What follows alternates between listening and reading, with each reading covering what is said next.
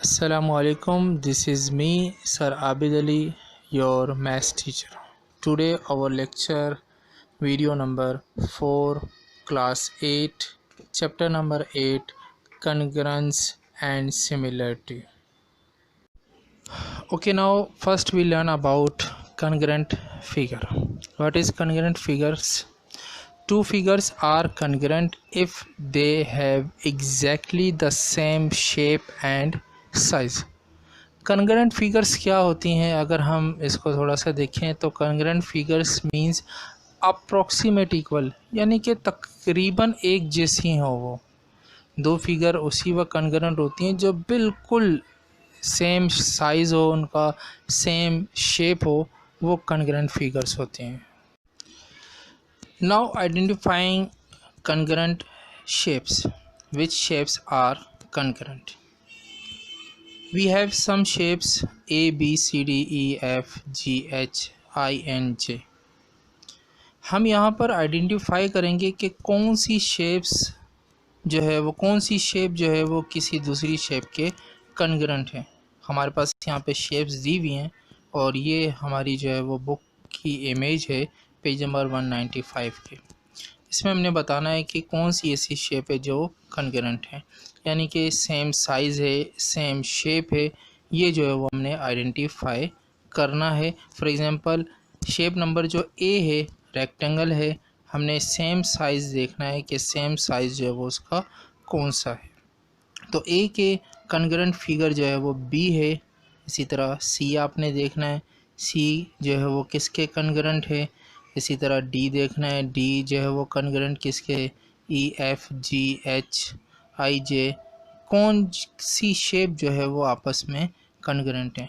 यहाँ पे ज़रूरी नहीं है कि दो शेप्स ही जो है वो एक दूसरे के कॉन्ग्रुएंट हों, तीन शेप्स भी एक जो है वो कॉन्ग्रुएंट हो सकती हैं, चार भी एक साथ जो है वो कॉन्ग्रुएंट हो सकती है। Now identify congruent figure. वैसे सॉल्यूशन दिया हुआ है नीचे, अगर आप देखें तो आपको थोड़ा सा जो है वो आइडिया हो जाएगा कि यहाँ पर हमें रेक्टेंगल्स और ट्रायंगल्स दी हुई हैं, वो कॉन्ग्रुएंट हैं। First we learn about corresponding vertices. Corresponding means having similar position and similar function.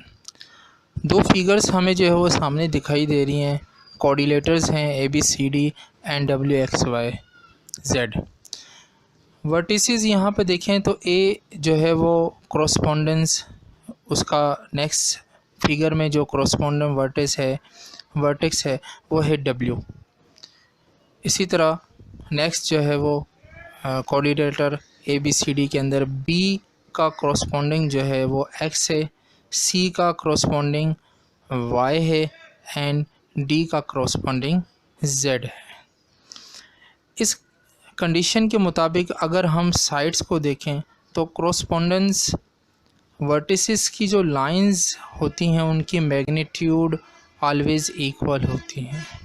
It's mean कि एंगल्स अगर देखा जाए दो लाइंस में तो वो भी corresponding होगी तो वो भी इक्वल एंगल्स जो है वो होते हैं।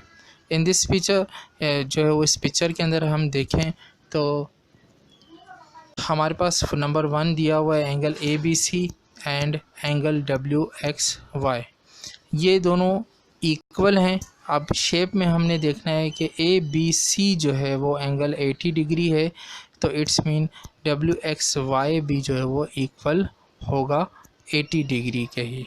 इसी तरह नेक्स्ट में दिया हुआ है एक्स वाई जेड, तो एक्स जो है वो correspondence है बी के, वाई correspondence है सी के और जेड correspondence है डी के। तो इट्स मीन यहाँ पर हमें इसका corresponding एंगल जो है वो देखना है जो कि हमें बी सी डी है। तो पिक्चर के अंदर जो है वो बी सी डी एंगल जो है वो देखना है, तो बी सी डी एंगल हमें जो है वो यहाँ पर दिखाई दे रहा है, जिसके जो है वो कॉर्नर्स पे जो है वो बी सी डी जो है वो एंगल, हम इसको नेमिंग करेंगे तो वो जो है वो इक्वल टू होगा 60 डिग्री के। इसी तरह number 3 A D equal to dash AD जो है वो आपकी लाइन सेगमेंट है, उसके क्रॉसपोंडिंग साइड देखा जाए तो वो WZ होगी और WZ is equal to 2 centimetre. And number 4 WX equal to dash, तो WX जो है वो देखें वो क्रॉसपोंडेंस लाइन सेगमेंट है AB के, और AB WX is equal to 4 centimetre, that is also AB line segment is also 4 centimeter. Okay, now move on next topic, similar figures. When shapes are similar, figure having same shape but not necessarily the same size. In other words, congruence is a special case of similarity. Similar figures ऐसी figures होती हैं जिनका shape same हो लेकिन size same ना हो, उन्हें similar figures कहा जाता है। Okay, we more understand about the similar figure by understanding figure number 8.6 in our book on page number 204. We have two figures, two polygons.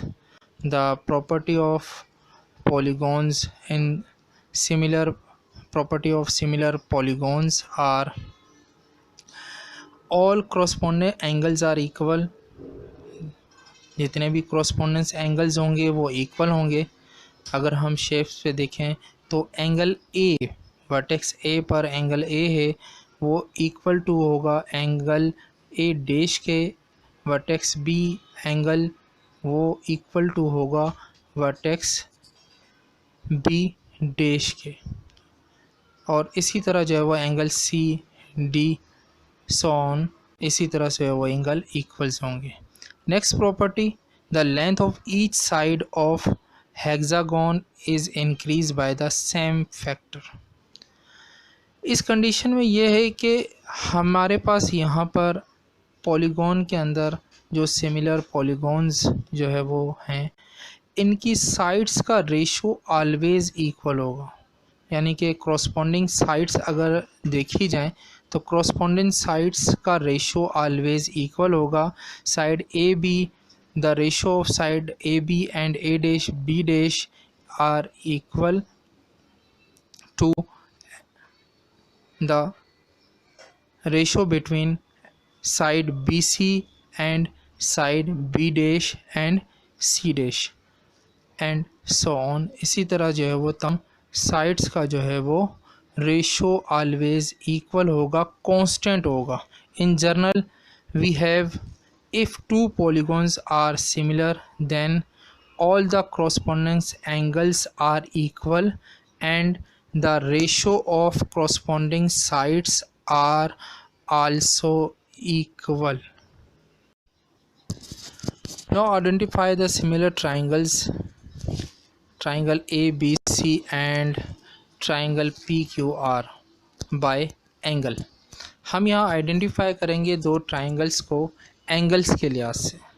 तो ट्राइंगल दी हुई है ABC एंड PQR, और एंगल ABC के अंदर जो है वो हमें एंगल दिया हुआ है वर्टेक्स B पर 70, वर्टेक्स C पर 49, और एंगल A जो है वो हमें पता नहीं है। एंगल A जो है वो मालूम करने के लिए हमारे पास ट्राइंगल की एक प्रॉपर्टी है कि किसी भी ट्राइंगल के तमाम एंगल्स को ऐड किया जाए, the sum of all angles of a triangle वो 180 के बराबर होता है। तो इस लिहाज से जो है वो एंगल A जो है वो हम मालूम कर सकते हैं। जब हम 180 में से एंगल B और एंगल C का जो है वो डिफरेंस निकाल लेंगे, उनको माइनस कर देंगे, तो एंगल A हमें मालूम हो जाएगा और वो इक्वल टू हो जाएगा 61 के। सॉल्यूशन में ये जो कंडीशन हमें सॉल्व करके दी हुई है। इसी तरह ट्राइंगल PQR के अंदर एंगल R जो है वो हमें मालूम नहीं है, वो भी इसी प्रॉपर्टी के ज़रिए जो है वो हम मालूम कर सकेंगे।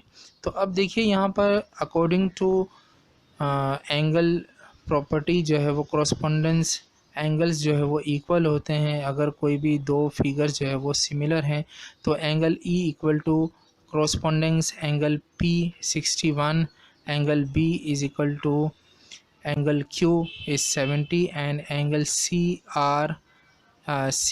equal to angle R is equal to 49. Since all correspondence angles are equal, angle triangle ABC is similar to the triangle PQR. Now identify the similar triangles by side. The property of similar triangles by side: the ratio of correspondence sides are always equal. In figure we have two triangles DEF and STU. DE is correspondence ST and EF is correspondence side TU, and DF is correspondence side SU. Now the ratio of correspondence sides are always equal if the two triangles or two shapes are similar.